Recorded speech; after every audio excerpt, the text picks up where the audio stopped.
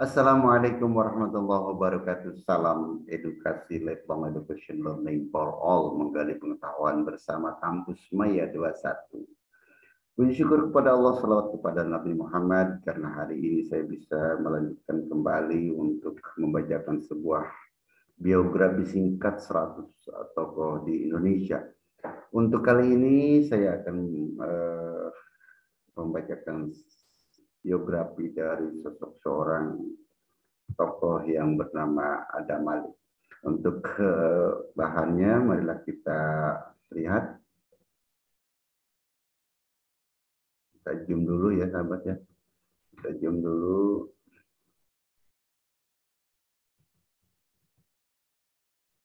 Yes, lambat juga ya. Oke, sahabat sekalian, Adam Malik itu adalah seorang diplomat dan juga mantan Menteri Luar Negeri Republik Indonesia, ya sahabat.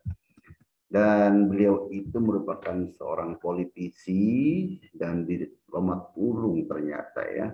Dan sosoknya adalah tidak bisa diragukan lagi karena beliau itu seorang tukang debat.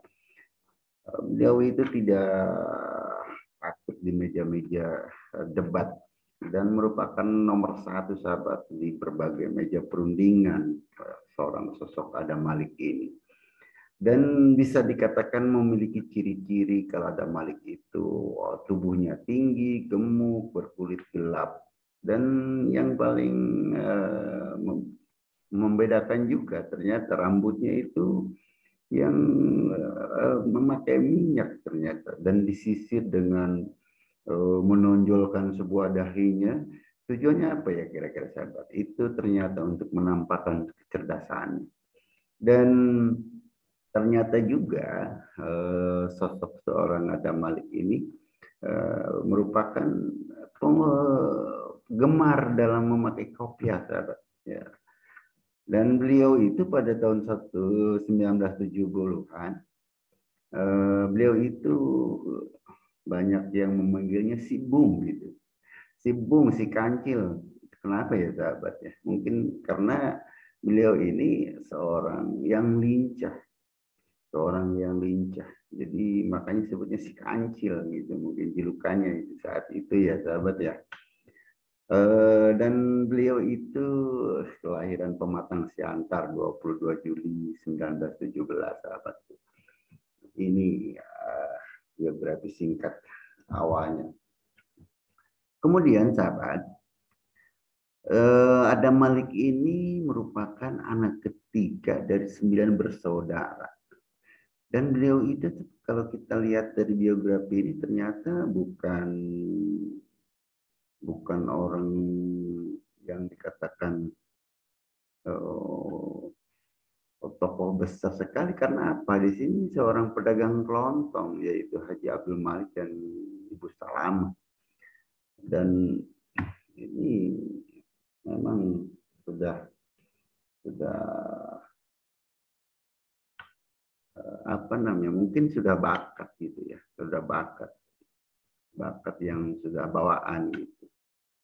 Waktu itu pada saat penyerahan Irian Barat pada Indonesia aja itu merupakan hasil perundingan rahasianya itu dengan delegasi Belanda sahabat. Ternyata luar biasa, Irian Barat aja itu dengan negosiasi, dengan melakukan suatu perundingan yang rahasia dengan Belanda itu di Virginia, Amerika Serikat tahun 1962. Ya, memang diberi tugas oleh Pak Harto saat itu. Untuk apa? Untuk memulihkan keanggotaan Indonesia di PBB. Karena waktu itu kan PBB keluar. Gitu. Terus untuk apa lagi ya sahabat? Untuk pembayaran utang Indonesia yang terakumulasi di masa Pak Soekarno itu untuk masa 30 tahun juga bisa ditangguhkan. Ini luar biasa ini Pak Adam Malik ini atas negosiasinya, atas diplomasinya gitu ya sahabat. Oke. Jadi reputasinya di dunia diplomasi dengan julukannya si Bung ini, Pak Adam Malik ini, sampai menjadi ketua umum Majelis PBB, coba. Majelis Umum PBB. Itu karena beliau ini ahli diplomasi gitu ya. Yaitu pada tahun 1972, sahabat. Jadi pada tahun 1972 karena diketahui seorang Adam Malik ini lincah dalam berdiplomasi, maka sampai terpilih ketua Majelis Umum, sahabat. Ternyata orang Indonesia ini luar biasa gitu ya. Kalau memang beliau itu kemampuan yang luar biasa. Terus kemampuan di diplomasinya, Adam Malik itu tidak lepas dari profesinya sebagai wartawan, sahabat. Yang ditekuninya sejak dekade 1930-an. Ternyata beliau juga itu seorang wartawan juga. Artinya sebagai orang yang menjadi tokoh, tapi dia berada di media juga gitu ya. Monumennya yang masih bisa dilihat saat ini ada ya, sahabat. Kalau kita mau pengen lihat monumennya itu di kantor Berita Antara. Itu yang beliau juga itu mendirikan kantor itu, yaitu pada 1937, sahabat. Meski begitu si Bung ini, sahabat, walaupun cuma diplomat dan jurnalis, beliau ini juga seorang politisi tulen. Jadi memang luar biasa ini. Sudah jurnalis, sudah seorang diplomat, ternyata politisi juga, sahabat. Dan beliau itu berperan di awal kemerdekaan Indonesia. Namun di sejarah itu telah mencatat bahwa bersama Soekarni dan Khairul Saleh, saat itu beliau menculik Soekarno dan Hatta ke Masengkok dan agar mendesak agar kemerdekaan Indonesia segera diproklamasikan saat itu, sahabat. Supaya artinya menculik itu bukan berarti jahat, tapi mendorong supaya Indonesia agar segera diproklamasikan. Oke, sahabat. Seorang diplomator ini ternyata juga Pak Adam Malik ini mengoleksi berbagai barang, mulai dari keramik, patung, batu mulia. Ternyata 5.000 lebih benda koleksinya, sahabat. 5.000 lebih, coba itu. Jadi telah dipamerkan tuh, sahabat, sebuah museum yang dikelola oleh istrinya, Ibu Nelly ya. Ibu Nelly itu seorang istri yang mau memuseumkan barang-barang koleksi dari Pak Adam Malik. Ya, Adam Malik juga merupakan sosok otodidak. Dalam reputasinya mendunia ini otodidak. Jadi benar-benar proses, sahabat.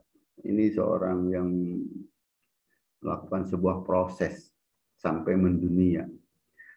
Beliau juga salah satu di antara sedikit orang yang sebenarnya yang mampu menempatkan Indonesia ke dalam posisi terhormat dalam pentas politik dan diplomasi internasional. Begitu, sahabat. Jadi ini sekilas atau sedikit biografi tentang Pak Adam Malik untuk kita semua orang yang masih diberi kesempatan ada di bumi ini dan masih menjadi warga negara Indonesia. Mudah-mudahan untuk generasi muda ini mampu mencontoh sebagai seorang Adam Malik, seorang ahli diplomat, tapi juga dia tidak lupa dengan dengan jati dirinya gitu, karena Indonesia gitu. Sampai beliau membawa negara Indonesia di internasional. Oke, itu saja, sahabat, sejarah singkat biografi dari seorang tokoh yang bernama Adam Malik. Mudah-mudahan kita menjadi terbuka wawasan kita. Ternyata orang-orang kita ini memang luar biasa. Itu saja, mudah-mudahan bermanfaat untuk kali ini, dan selanjutnya nanti saya akan berbicara atau membaca selanjutnya seorang tokoh, yaitu Adnan Buyung Nasution.